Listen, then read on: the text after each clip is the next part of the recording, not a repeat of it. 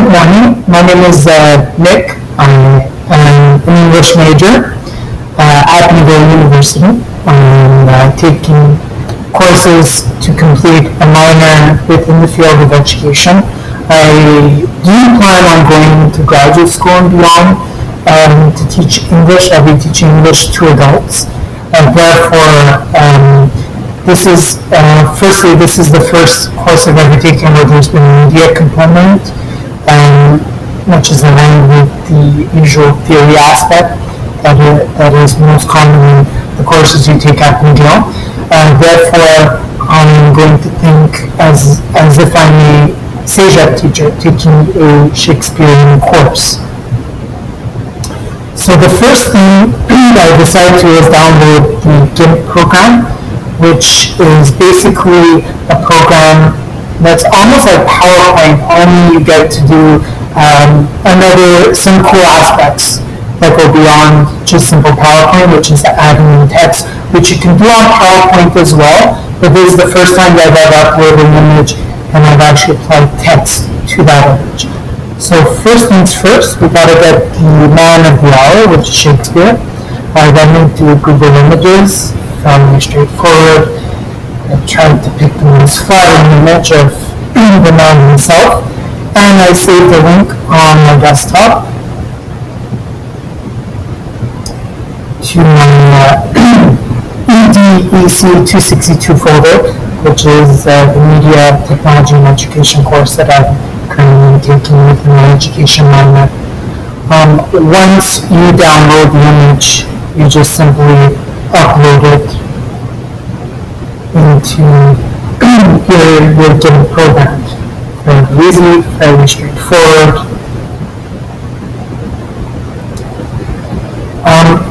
Once you have the image, first thing you do is get the easy stuff out of the way. So of course you move the image. Shakespeare was balding. Most bald men are conscious about their balding, so I purposely moved the image upwards to showcase more of his chin, more of his defined features.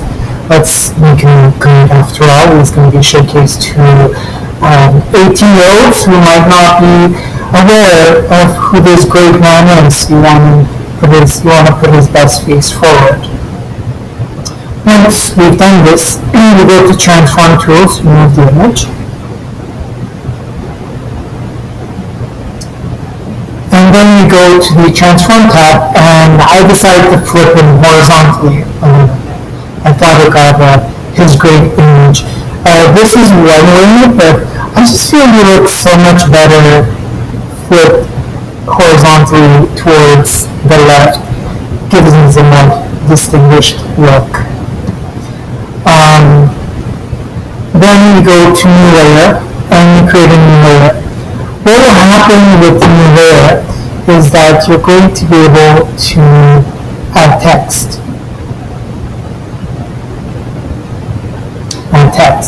And you add text to the new layer, and basically you type it in, you choose your font. Once you do this, you go back to layer and you merge down. All this does is it merges down what you wrote in the text box, which is a Jova quote that says, "I say there is no darkness but ignorance," and it simply just copy and paste automatically to the picture. Shakespeare was a rebel within his time period. He used his plays to basically almost threaten and question heavily the social and political spectrum of his time period, which was largely controlled by the Catholic Church during his time period. His play Twelfth Night, which is considered one of his homoerotic plays, was banned throughout England at the time. The reason so is because he used cross-dressing as a way to convey to his audience the complexities of love and the relationships in which people fall in love, and the individuals within his plays that fall in love were dressed as different genders. So it was blatantly obvious that he was not only questioning the validity of the black and white notion of what it was to be in a relationship by the church, which is you were born, you got married, you had kids, you died. He was showcasing more of the complexity of what it meant to fall in love.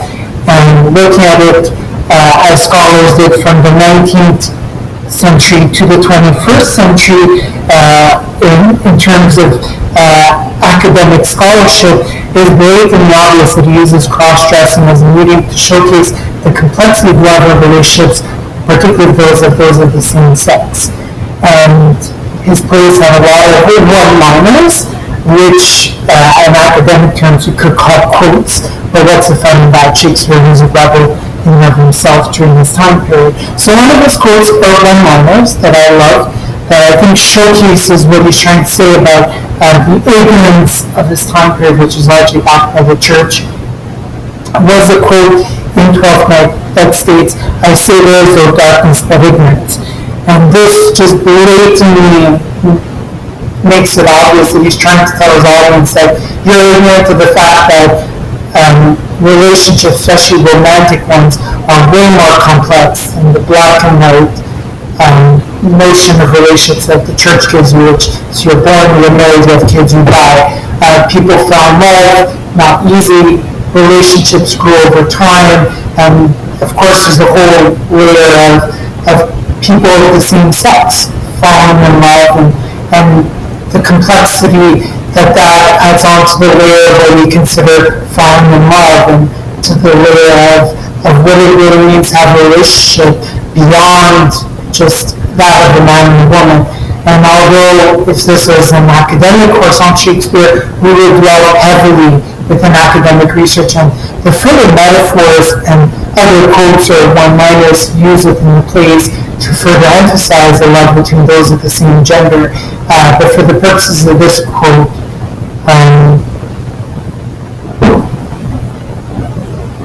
I just chose this quote, which I think emphasizes how ignorant he thought people were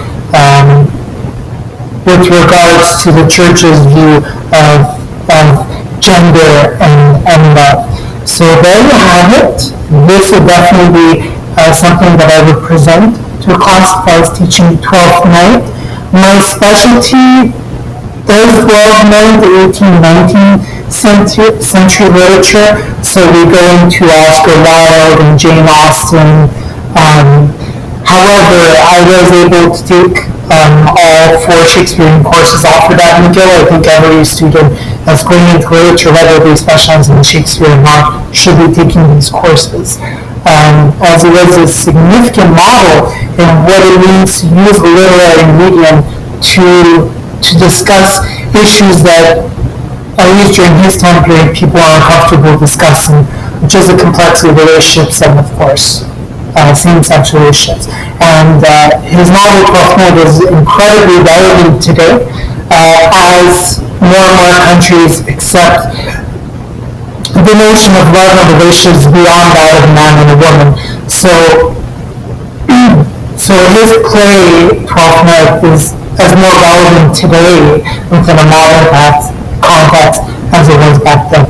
So this is my good presentation, and I wish you all a good evening, all a good morning, I should say.